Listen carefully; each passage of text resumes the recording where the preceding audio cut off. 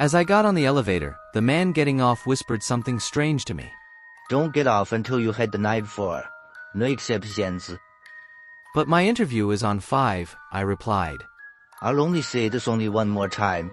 Don't get off until you hit 9th. No other floor is safe. It's crazy, but something about the way he said it penetrated my skull. He was serious. And he looked nervous, like he had to fight every instinct in his body to say that to me. The doors closed, while I thought to myself, who the fuck says anything like that? As I went to hit the button for the 5th floor, some anxiety came over me. I shook it off and pressed it. The guy was probably just off his rockers. The elevator went up. I scanned my surroundings, a TV bolted to the top corner of the elevator, playing the Weather Channel, a mirror for the back wall of the elevator, and some cozy lounge-style music playing. Pretty standard stuff.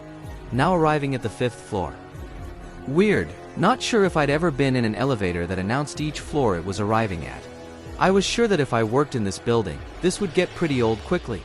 Ding! The doors opened on 5.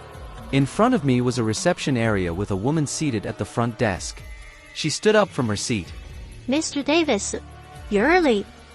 The gentleman's warning from earlier played in my head. We'll be ready for your interview in a few moments. In the meantime, please feel free to take a seat. Thank you, I responded. If I'm, early, maybe I can come back in a few minutes? Nonsense. We'll see if we can speed things up. He's been very excited to meet you. The elevator doors started closing. I held them open. I wasn't sure what to do here, but everything seemed fine enough. Granted, the receptionist did seem a bit eager, but beyond that. From my vantage point, I scanned the office space behind the front desk area. All looked normal, cubicles, folks clicking away at their computer, a kitchen area. Pretty unremarkable. That is, except for the portrait off at the far end of the office floor. It was very large. I couldn't tell what the picture was of, but I did see a group of employees staring at it, almost admiring it. Your wife's name is Meredith, right? I froze as the receptionist's question shot a dart right through me.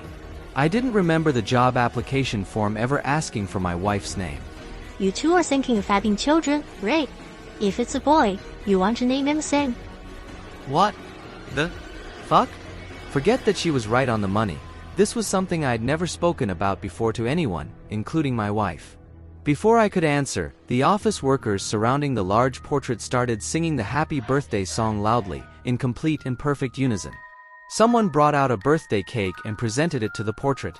A portrait that, after a bit of squinting, I realized was a very large version of my high school yearbook photo. I backed into the elevator and pressed the closed door button.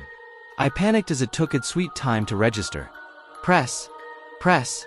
Press. Come the fuck on. After what felt like an eternity, the doors started closing. As they closed, I heard the receptionist. I'm so curious to know what your insides taste like, Michael. Fuck. Me. 9th floor. I needed to go to the 9th floor. I found the 9th floor button and pressed it.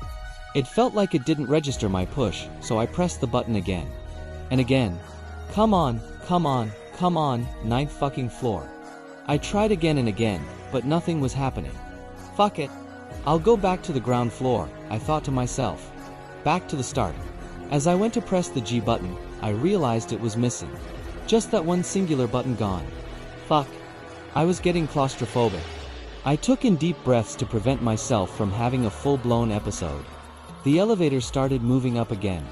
A panel above the elevator doors lit up with the following number, 11. Someone was calling the elevator? I started talking to myself to self-soothe. It's okay, someone will call the 9th floor soon. That's where I'll get off.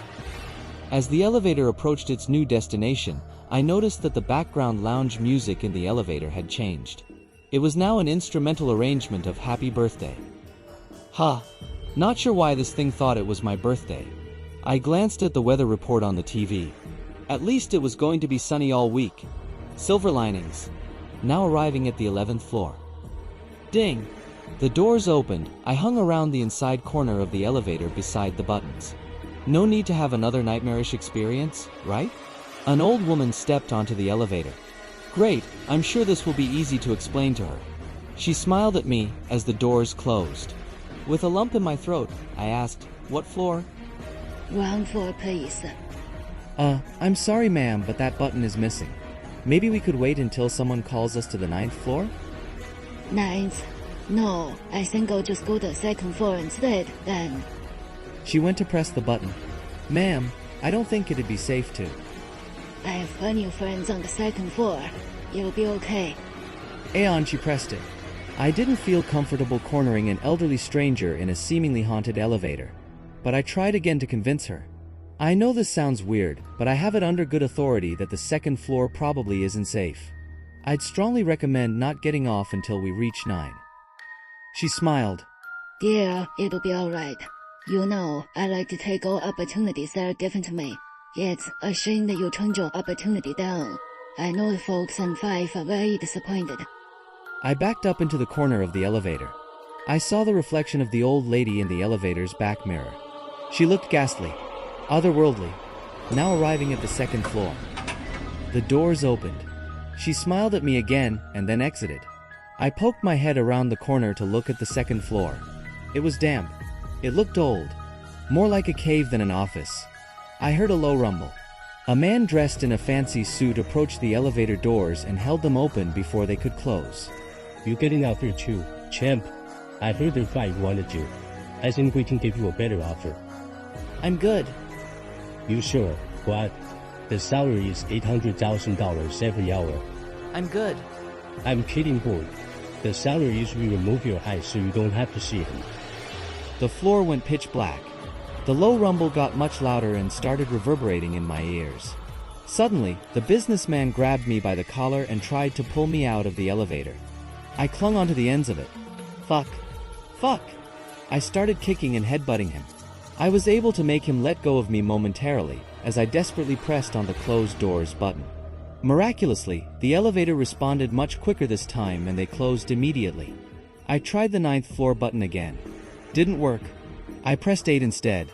Anything to get away from this hellhole of a floor.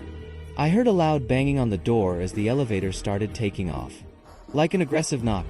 Bang! Bang! Bang! As I saw the floor numbers rising. 3, 4, 5. The banging continued.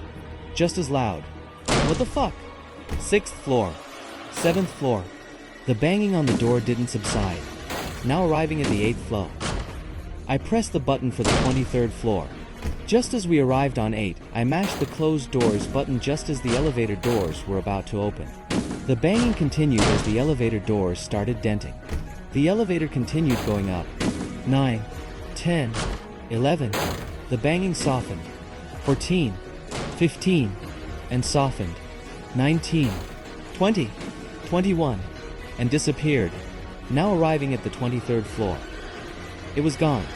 Thank fucking God. I exhaled. It felt like I'd narrowly avoided disaster. The doors opened.